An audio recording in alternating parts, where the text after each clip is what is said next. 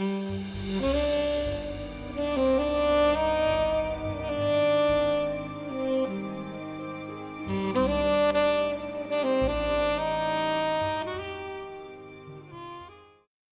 Know You're Busy Writing by Edmund Crispin. I must introduce myself. None of this is going to be read even, let alone printed, ever. Nevertheless, there is the habit of putting words together in the most effective order you can think of. There is self-respect, too. That and habit make me try to tell this as if it were in fact going to be read, which, God forbid. I'm 47, unmarried, living alone, a minor crime fiction writer earning on average rather less than £1,000 a year. I live in Devon. I live in a small cottage which is isolated in the sense that there is no one nearer than a quarter of a mile. I am not, however, at a loss for company. For one thing, I have a telephone. I am a hypochondriac well into the coronary belt. Also, I go in fear of accidents with broken bones. The telephone is thus a necessity. I can afford only one. So its sighting is a matter of great discretion. In the end, it's in the hall, just at the foot of the steep stairs. It's on a shelf only 2 feet from the floor, so that if I have to crawl to it, it'll still be within reach. If I have my coronary upstairs, too bad. The telephone is for me to use in an emergency. Other people, however, regard it differently. Take, for example, my bank manager. Torhaven 153, I say. Hello, Bradley. Is that Mr. Bradley? Bradley speaking. This is Wimpole. Wimpole, Mr. Bradley. I have to talk to you. Speaking. Now, it's like this, Mr. Bradley. How soon can we expect some further payments in, Mr. Bradley? Payments out, yes. We have plenty of those. But payments in. I'm doing everything I can, Mr. Wimpole. Everything, yes, everything, but payments in. What is going to be coming in during the next month, Mr. Bradley? Quite a lot, I hope. Yes, you hope, Mr. Bradley, you hope. But what am I going to say to my regional office, Mr. Bradley? How am I going to represent the matter to them, to it? You have this accommodation with us, this matter of £500. Had it for years, Mr. Wimpole. Yes, Mr. Bradley, and that is exactly the trouble. You must reduce it, Mr. Bradley. Reduce it, I say. This lunatic bawls at me. I can no more reduce my overdraft than I can fly. I am adequately industrious. I aim to write 2,000 words a day, which would support me in the event that I were ever able to complete them. But if you live alone, you are not, contrary to popular supposition, in a state of unbroken placidity. Quite the contrary. I've tried night work, consuming yawn to every tap on the typewriter. I've tried early morning work. And here H.L. Mencken comes in, suggesting that bad writing is due to bad digestion. My own digestion is bad at any time, particularly bad during milkman's hours, and I have never found that I could do much in the dawn. This is a weakness, I admit it, but apparently it has to be. Work for me is thus office hours, 9 till 5. I've told everybody about this, begging them, if it isn't a matter of emergency, to get in touch with me in the evenings. Office hours, I tell them, same as everyone else. You wouldn't telephone a solicitor about nothing in particular during his office hours, would you? Well, so why ring me? I'm typing a sentence which starts, his crushed hand, paining him less now, nevertheless, gave him a sense of. I know what's going to happen after of. The appalling frailty of the human body, or rather I did know, and it wasn't that. It might have been that, feeble though it is, but for the fact that then the doorbell rang. I hoped that it might have been something better. The doorbell rang. It was a Mrs. Prance morning, but she hadn't yet arrived, so I answered the door myself, clattering down from the upstairs room where I work. It was the meter reader. The meter being outside the door, I was at a loss to know why I had to sanction its being scrutinized. A sense of the dreadful agonies, I said to the meter reader, of which the human body is capable. Wonderful weather for the time of year. I'll leave you if you don't mind. I'm a bit busy. Suit yourself, he said, offended. Then Mrs. Prance came. Mrs. Prance comes 3 mornings a week. She is slow and deaf, but she's all I can hope to get short of winning the pools. She answers the door, but is afraid of the telephone, and consequently never answers that, though I've done my utmost to train her to it.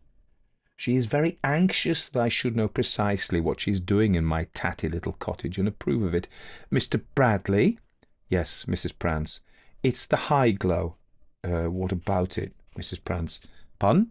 I said, what about it? We did ought to change. Yes, well, let's change, by all means. Pardon? I said, yes.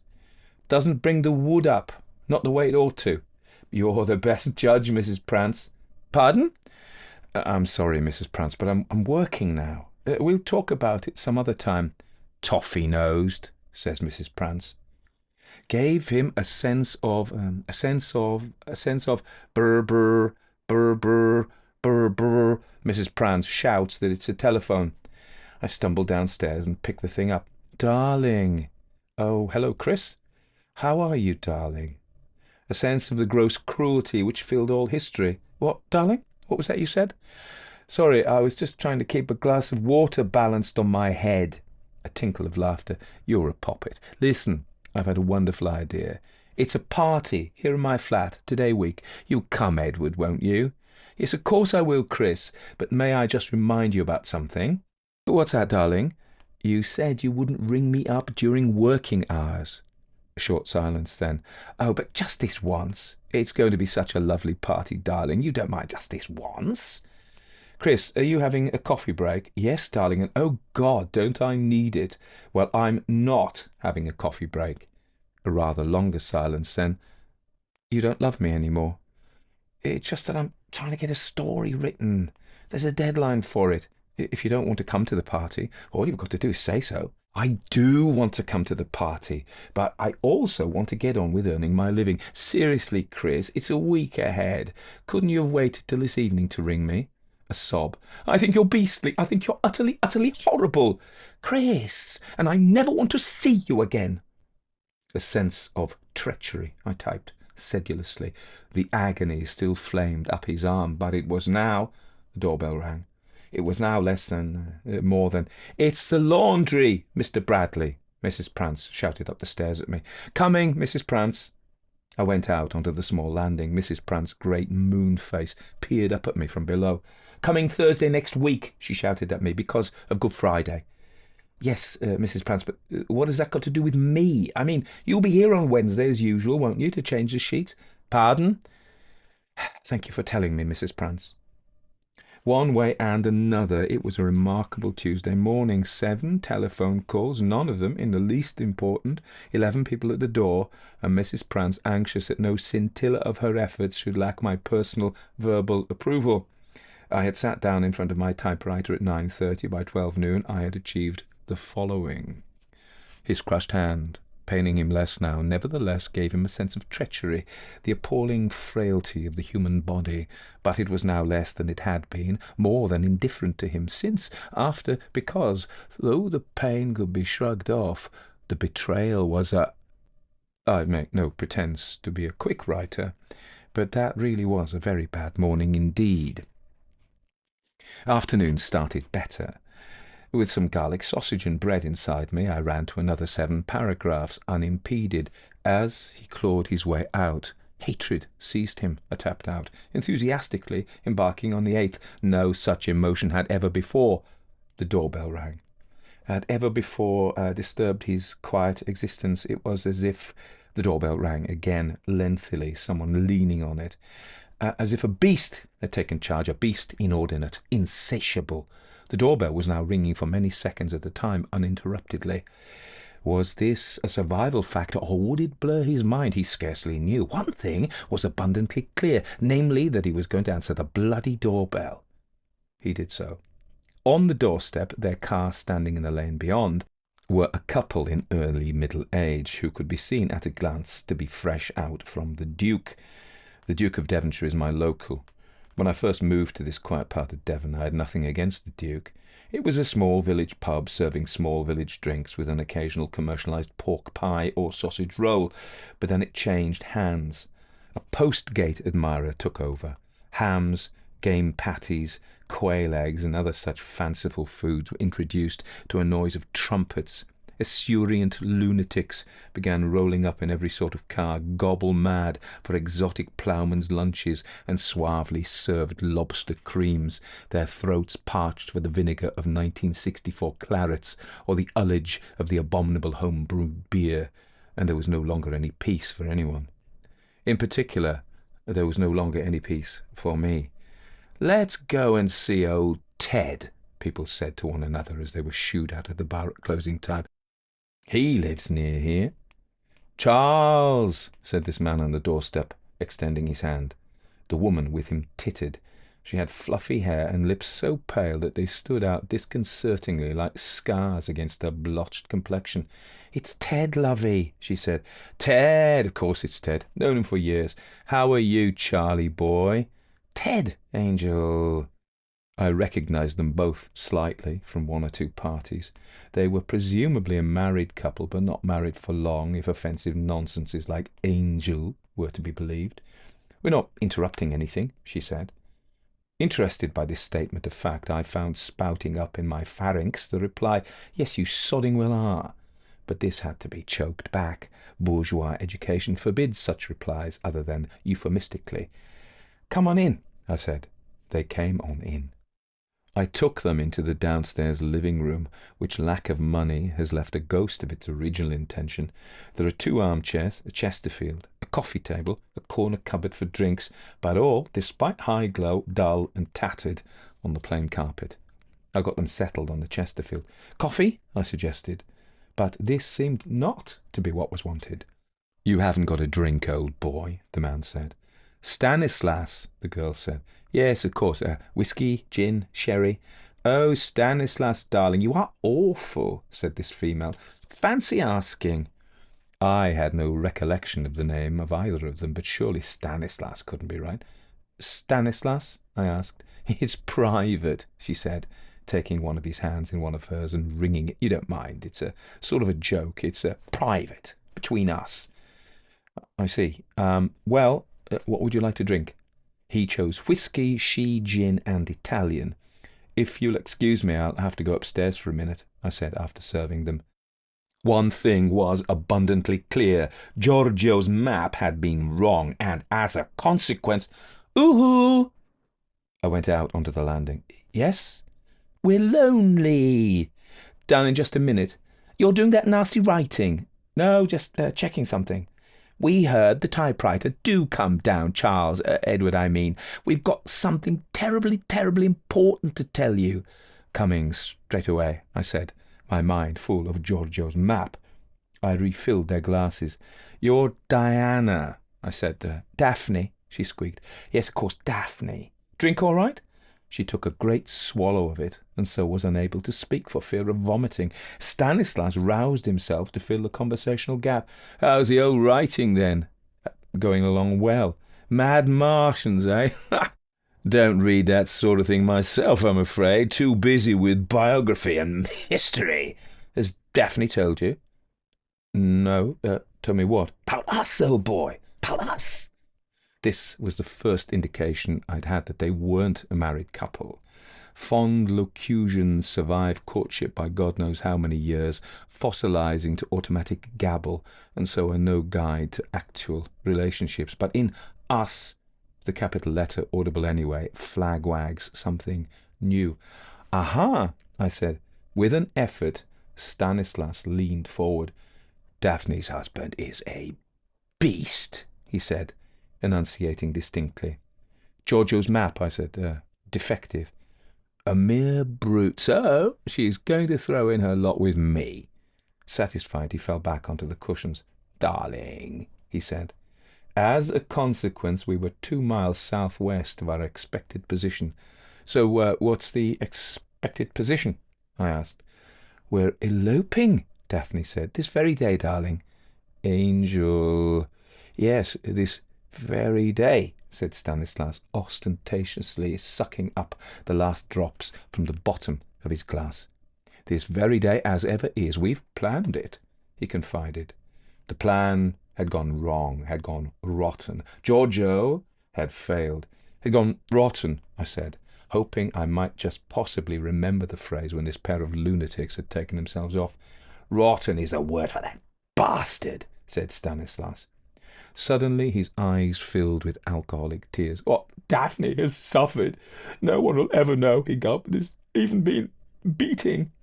Daphne lowered her eyes demurely in tacit confirmation. So we're off and away together, said Stanislas, recovering slightly. New life, abroad, a new, humane relationship. But was his failure final? Wasn't there still a chance?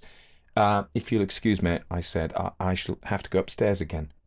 But this attempt aborted. Daphne seized me so violently by the wrist as I was on the move that I had difficulty in not falling over sideways. You're with us, aren't you? She breathed. Oh, yes, of course. My husband would come after us, if he knew. Good thing he doesn't know then. But he'll guess. He'll guess it's Stanislas. I suppose so. You don't mind us being here, Charles, do you? We have to wait till dark. Well, actually, there's a bit of work I ought to be getting on with. I'm sorry, Ted, she said, smoothing her skirt. We've been inconsiderate. We must go. She went on picking at her hemline, but there was no tensing of the leg muscles preliminary to rising, so I refilled her glass. No, don't go, I said, the British middle class confronting its finest art. Tell me more about it. Stanislas. Wake up, sweetie pie. Tell Charles all about it. Stanislas got himself approximately upright. All about what? About us, Angel. But the devil of it was, if Giorgio's map was wrong, our chances had receded to nil. To nil, I said, nil. Not nil at all, old boy, Stanislas said. As a matter of fact, if you don't mind me saying so, I rather resent that nil. We may not be special like writer blokes like you, but we aren't nil, Daphne and me. We're human, and so forth. Cut us, and we bleed, and that. I'm no great cop, I'll grant you that, but Daphne... A splendid girl, I said. Yes, you say that now. But what would you have said 5 minutes ago, eh? Hey? Same thing, of course. You think you're rather marvellous, don't you? You think you've got it made. Well, let me tell you one thing, Mr. So-called Bradley. You may think you're very clever with all this writing of westerns and so on, but I can tell you there are more important things in life than westerns. I don't suppose you'll understand about it, but there's love. Daphne and I, we love one another. You can jeer, and you do jeer. All I can tell you is you're wrong as can be. Daphne and I, we're going off together, and to hell with people who jeer. Have another drink. Well, thanks. Don't mind if I do. They stayed for 4 whole hours. Somewhere in the middle they made a pretence of drinking tea. Some time after that they expressed concern at the length of time they'd stayed, without, however, giving any sign of leaving. I gathered, as Giorgio and his map faded inexorably from my mind, that their elopement plans were dependent on darkness. This, rather than the charm of my company, was what they were waiting for. Meanwhile, with my deadline irrevocably lost, I listened to their soul-searching. He unjustifiably divorced, she tied to a brutish lout who unfortunately wielded influence over a large range of local and national affairs and would pursue her to the ends of the earth unless precautions were taken to foil him. I heard a good deal about these precautions, registering them without at the time realizing how useful they were going to be. Charles! Edward! Yes? We've been bastards. Of course not. We haven't been letting you get on with your work. Too late now. Not really too late, lachrymosely. You go and write, and we'll just sit here and do no harm to a soul. I've rather forgotten what I was saying, and in any case I've missed the last post. Oh, Charles, Charles, you shame us. We abase ourselves. No need for that. Naturally, we abase ourselves. We've drunk your liquor. We've sat on your sofa. We've stopped you working. Sweetie Pie, isn't that true? Haven't we stopped him working? If you say so, Sweetie Pie. I most certainly do say so, and it's a disgrace. So we're disgraced, Poppet. Bad, she said histrionically. But are we so bad? I mean, he's self-employed. He's got all the time in the world. He can work just whenever he likes. Not like you and me. He's got it made. Oh, God, I mumbled. Well, that's true, Stanislas said with difficulty, and it's a nice quiet life. Quiet, that's it. Don't have to do anything if you don't want to. Ah, come the day.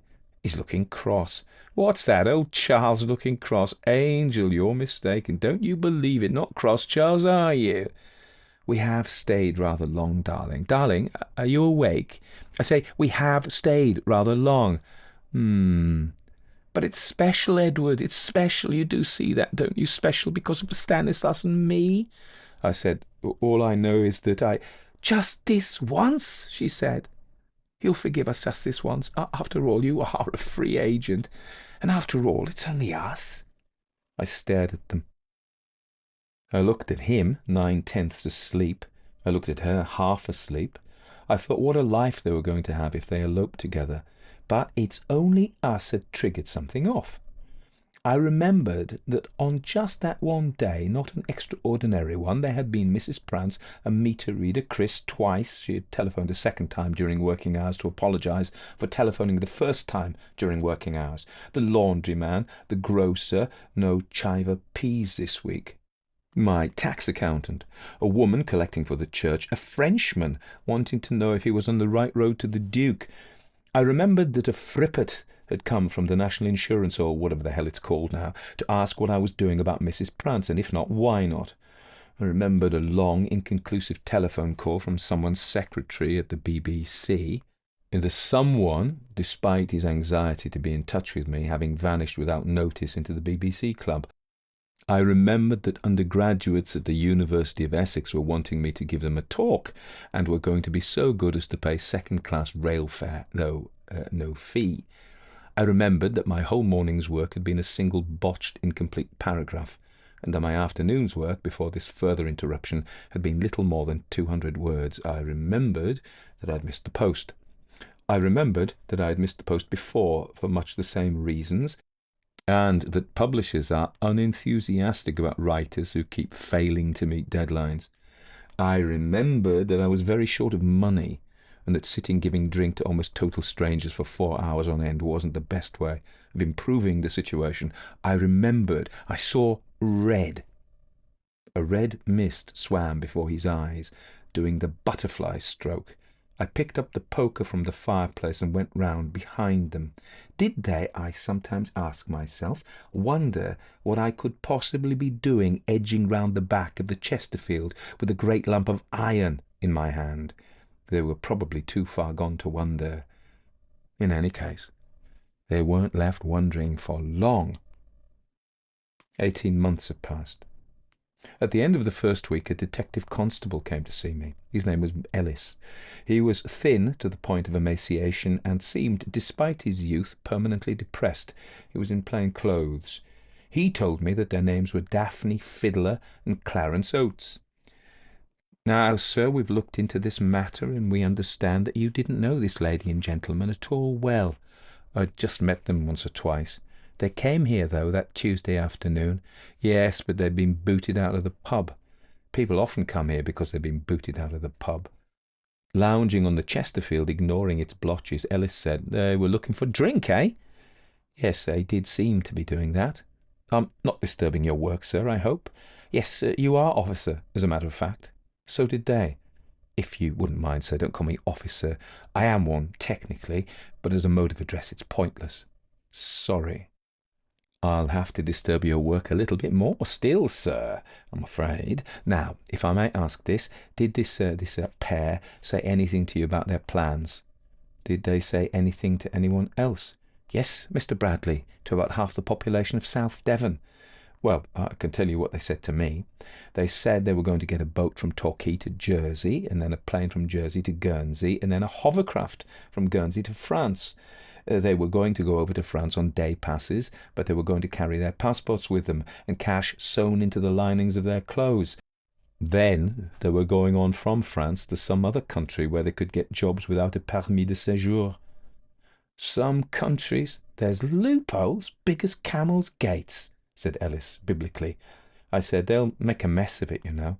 Hash slinging for her, said Ellis despondently, and driving a taxi for him. What was the last you saw of them? They drove off. Yes, but when? Oh, after dark. Perhaps 7. What happened to them after that? The Falls. Sorry? The Falls. Their car was found abandoned there. Oh, no luggage in it. Oh, so presumably they got on the Torquay bus. You can't find out? Ellis wriggled on the cushions. Driver's an idiot. Doesn't see or hear anything. I was out at the Falls myself. Pardon? I say I was out at the Falls myself. I followed them on foot, though of course I didn't know I was doing that. Did you see their car there? Ellis asked. Saw several cars, but they all look alike nowadays, and they all had their lights off. You don't go around peering into cars at the Falls which have their lights off. And then, sir, just walk back. It's a fairly normal walk for me in the evenings after I've eaten. I mean, it's a walk I quite often take. And I had, in fact, walked back by the lanes as usual, resisting the temptation to skulk across fields. Good for me to have dumped the car unnoticed near the bus stop, and good for me to have remembered about the luggage before I set out. Good for me, I said. Pardon? Good for me to be able to do that walk still. Ellis unfolded himself, getting up from the Chesterfield. Good for me that he hadn't got a kit with him to test the blotches. It's just a routine inquiry, Mr. Bradley, he said faintly, his vitality seemingly at a low ebb. Mrs. Fiddler's husband, Mr. Oates' wife, they felt they should inquire. Missing persons, you see, but just between ourselves, he added, his voice livening momentarily, they neither of them care a button.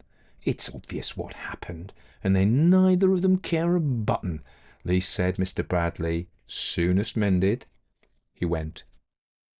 I should feel guilty, but in fact I feel purged. Catharsis. Am I purged of pity? I hope not. I feel pity for Daphne and Stanislas, at the same time as irritation at their unconscionable folly. Purged of fear? Well, in an odd sort of way, yes. Things have got worse for me. The strain of reducing my overdraft by £250 has left me with Mrs. Pratt's only 2 days a week, and rather more importantly, I now have to count the tins of baked beans and the loaves I shall use for toasting. But I feel better. The interruptions are no less than before. Wimpole, Chris, my tax accountant all help to fill my working hours in the same old way. But now I feel almost indulgent towards them. Towards everyone, even Mrs. Prance. For one thing, I garden a lot. I get a fair number of flowers, but this is more luck than judgment. Vegetables are my chief thing, and this autumn the cabbages have done particularly well. Harvest cabbages, they stand up straight and conical, their dark green outer leaves folded close, moisture glow, protecting firm, crisp hearts. For harvest cabbages you can't beat nicely rotted organic fertilizer. Can I ever bring myself to cut my harvest cabbages and eat them?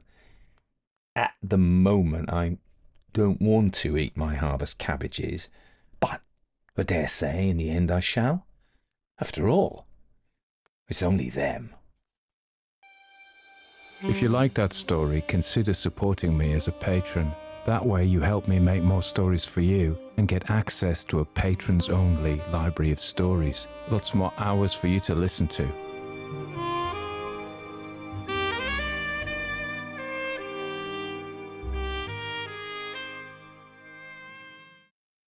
So the full title of that story was We Know You're Busy Writing, but we thought you wouldn't mind if we just dropped in for a minute. It was published in 1969 by Edmund Crispin. I'm going to say something about him in a minute. My voice is, I'm suffering from a cold. It's really lingering. I didn't do a ghost story yesterday because it was worse than this. And I thought it wasn't going to do justice. But interestingly, like Crispin, if I don't, this is my living now. So if I don't do stories, there's no money coming in. So perhaps that's why I chose this story. I was going to do another one by somebody else, and I was just leafing through my various collections of detective stories, and I saw this, and I just loved the way it was written. I love that kind of colloquial, chatty thing. There's so much humour in this story. It's really good. Anyway, let me tell you something about the man himself. He was born in 1921. Edmund Crispin was a pseudonym, a nom de plume. His real name was Robert Bruce Montgomery. He was known by his second name, like me. I'm John Anthony, but known as Tony, and he was Robert Bruce, known as Bruce. He was born in October 1920 in Chesham Bois, posh place, Buckinghamshire. My ex-wife came from near there. He emerged as a significant figure in British crime fiction during the mid-20th century, and he was also a composer, so he was recognised both for his literary work and his musical work. He he went to Oxford, and he read modern languages at St John's College. I think they do pronounce it St John's, but mainly Oxford colleges have arcane ways of producing their names. Not mainly, but sometimes, in order to show you're not. It's out-group, in-group marking, isn't it? So St John's, and it may be St John or something like that. Anyway, so while he was still an undergraduate, he had his first crime novel and his first musical composition accepted for publication. He became a teacher briefly, but gave it up to pursue writing and composition full-time, which I think was, I don't know if it was brave, but you've got to admire people who do that. I went to see a film the other evening called Becoming Led Zeppelin. I'm listening to loads of Led Zeppelin at the moment. I'm not sure Edmund would have liked, or Bruce would have liked Led Zeppelin. You just don't know, do you? And Jimmy Page, who was possessed by his, and is possessed by his musical vision. And there was no question for any of those guys they were going to be musicians. And Robert Plant, his family kind of closed the door on him a little bit because they wanted him to become a chartered accountant, but he wanted to be a singer in a rock band, and he was. And I often think that there are lots of people who choose the safe way through life, and these things are lost to the world. Perhaps the person, if he had become an accountant, would have lost. The world would have lost something, and that might be true for a painter or a dancer or a flower arranger or anything, or a talented computer scientist or somebody who's going to do something and go, no, I want to do this. No matter how safe it seems, I'm driven to do it. And Jimmy Page at the end said about, you've got to find what sets you apart and put the work in. That's an essential step. Put the work in and keep doing it. And I think that's right. So, and I think that Edmund Crispin did do this. And I think if you just read that, the talent just exudes from it, the wit of it, So anyway, his main, Gervais Fenn was his famous eccentric Oxford Don who solves crimes with a blend of logical deduction and intuitive leaps. So he wrote 9 novels and numerous short stories featuring Fenn. The Moving Toy Shop, 1946, is cited as his masterpiece. In addition to his novels, he was writing short stories, as we know. He became a regular crime fiction reviewer for the Sunday Times. And he was also successful as a composer as Bruce Montgomery, not Edmund Crispin. His film music, composing scores for 6 of the popular Carry On films. And he wrote concert and church music as well. His personal life was marked by both conviviality and solitude. He counted among his friends such literary luminaries as Philip Larkin, Kingsley Amis, and Agatha Christie. However, he preferred a quiet life away from the bustle of London, settling in Totnes, Devon. So presumably this is why this story is set in Devonshire. I love saying Devonshire, rather. It's old-fashioned, but it's nice. He was known for his resistance to attempts to develop or exploit the district, cherishing its tranquility, and we get that in his kind of not so veiled condemnation of the pub, which becomes some kind of hideous gastropub. And unfortunately, in the southwest, I believe that's happened a lot to proper old places where you just want a pork pie and a pint, and now you've got to have some kind of bizarre thing made of knuckle bones and fluffy mushrooms that somebody in Patagonia has picked that morning. It's been flown in to be served with a froth on a slate and a pig's eye that has been killed in Ireland, in the west of Ireland. Anyway, I'm going on a bit, but I'm sure he would. He did it much better than me. So Crispin had a problem with alcohol during his life, and this addiction led to a significant gap in his writing output during the 1960s and 70s. Despite this challenge, he managed to publish his final novel in 1977. He died in 1978. 1964, jumping back, he moved to a new house he had built in Weaker Hamlet near Dartington. Later in life, he married his secretary Anne in 1976. Just 2 years later, he died, and he wasn't an old man. If you do the maths, he was only 57 when he died. So, but alcohol will do that to you. obviously in my career as a psychiatric nurse, I worked a lot with alcohol, patients with alcohol problems, and often when they were sober, they were generally the nicest people in the world. Not so nice when they were drunk or in DTs. When they're in DTs, bizarre. I've walked around wards, people looking for the cars, the keys to their MG car, which they believed was there, hunting cats, all sorts of stuff. The old white elephant, and seeing pink elephants, isn't it? It isn't funny it's a funny idea that you see these things, and it always struck me that people who are addicted to substances, they have these horrendous withdrawal experiences and then make jokes of them. I knew a guy who was addicted to some kind of stimulant. I want to say amphetamine, I'm not sure. And he, when he had his come down, he got so paranoid. He told me he lived in a cupboard in his house for 3 days. He didn't come out of the cupboard, or he came out of the cupboard and he was so frightened. And then he was laughing and joking about it. I'm like, this sounds dreadful. I think most alcoholics don't enjoy the DTs, and they're really dangerous. But anyway, there we go. So it is a terrible thing. I always wondered why some people were addicted to it, because I would always speak to them and they would say they hate drinking. They hate it, but they keep doing it. And I'd say, well, what is it? One of my smart aleck questions, which I had plenty, was I'd say, so what's alcohol good for then? And they would all say, oh, nothing. And I'd say, well, why do you keep doing it? Because of course it does serve a function. It does serve a function. If it didn't serve a function, they simply wouldn't do it.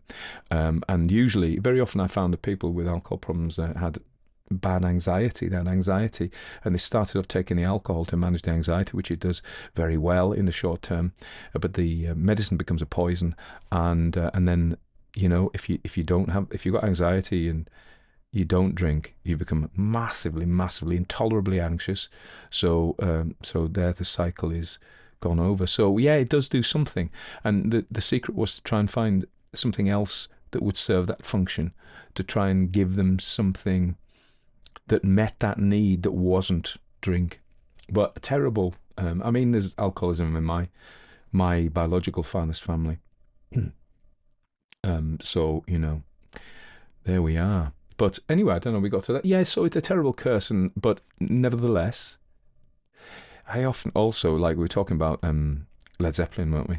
Or I was, and talking about how these guys did these things, and I wonder if that wasn't their fate. There's a psychologist you may know of called James Hillman, who was a Jungian, but he later kind of developed his own kind of archetypal psychology, and he wrote a book called The Soul's Code. He talked about the acorn, and we're all born into the world with something we are to do. That's fine. I think, and it doesn't matter what it is. It might be that I had a patient once who, and we talked about this, I think the Japanese call it ikigai, don't they, whereby you need to find something to do which is a conflux, if that's a word, of your passion and something that's going to pay, ideally, at least enough to keep you alive, and do that. And we were talking about, and I said, you could be an accountant. Some people, it is really their destiny to be an accountant, and we shouldn't knock that. And because, if you're doing it and it's not your destiny, that is potentially a problem.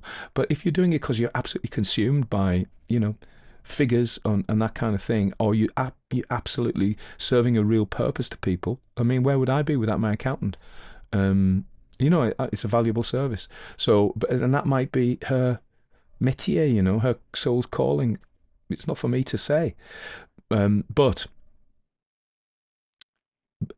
maybe that's all you can do. Maybe I'm not sure about free will. I've said this before, that maybe we are destined to do things, and this is my destiny to do this. It's your destiny to do whatever you're doing. And until you get on the right path, you're going to have a great sense of being unsettled until you find what you're doing. Anyway, I had a patient, I was going to say, and we're talking about this, and she was just a young woman in her 20s, and she said that she wanted to.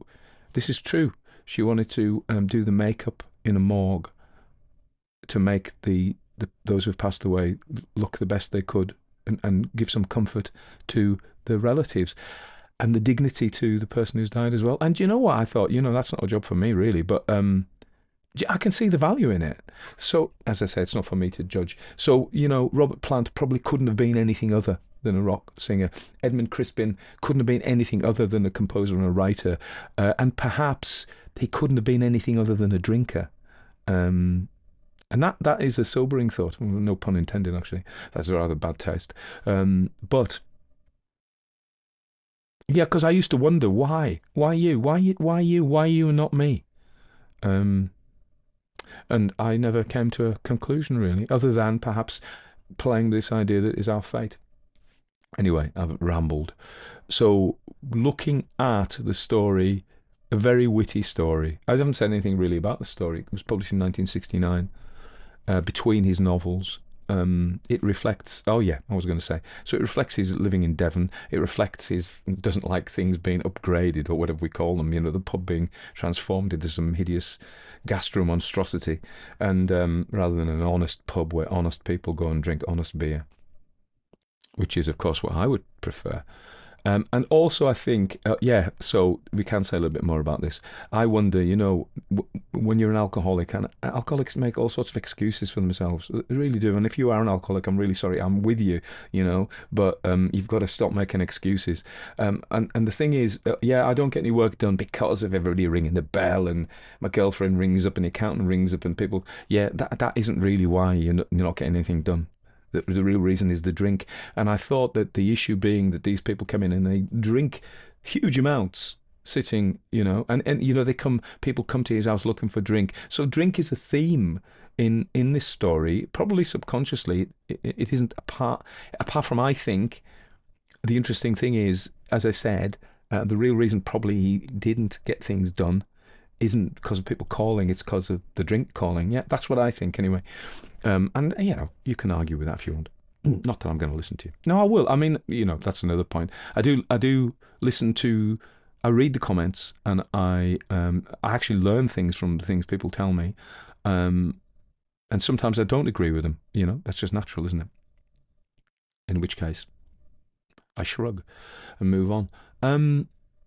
The other thing is, I suppose the other thing is on my mind is pretty much I was thinking, well, am I going to be able to record anything this week? Because if I don't, who's paying the bills, And so I kind of thought, oh, yeah, I know where you're coming from. Because people don't take this kind of thing seriously. They don't take this creative work seriously. I know this sounds like, oh, poor me, and you've got to work in an Amazon warehouse. And really, I don't know, I'm born. But people don't take it seriously, and the doorbell comes and people go, oh, can you just come out for a coffee? Or we need to walk the dogs now, or can you just put this thing together for me? And I'm like, yeah, but I've got to do this. I've got a deadline. I've got to do this. And like Mr. Crispin, I work best in office hours. I do these days. So, maybe that I've just been a bit self-indulgent there. But there we are. So, more rambling. You seem to like it. But a great story, really funny. And my voice kind of held out. Hopefully next week I'll be back to my normal non-nasal self. Somebody might comment, you don't pronounce it, oh. I'm going, no, I don't. No, it's just because I had a cold. Somebody always does that. I had one about, I said, put patent. It's not pronounced patent, it's pronounced patent. Absolutely, both are acceptable. Patent, absolutely. Patent, I say patent. The other one I have is macabre. I tend to I put the R at the end because I like it. People go, it's pronounced macabre. Yeah, only if you're a monoglot. But I like the R in iron as well. I don't do that as much as I should. When I was growing up, the local people, they're like the farmers and stuff, would call iron, like the Scots do still, we would say iron. You don't hear it much anymore. But I like it, so I put the R in. And I do pronounce some words the way I like them. Mischievous rather than mischievous. And a lot of it's just choice. Anyway, I am extending this to an almighty ramble now. I think I'll go.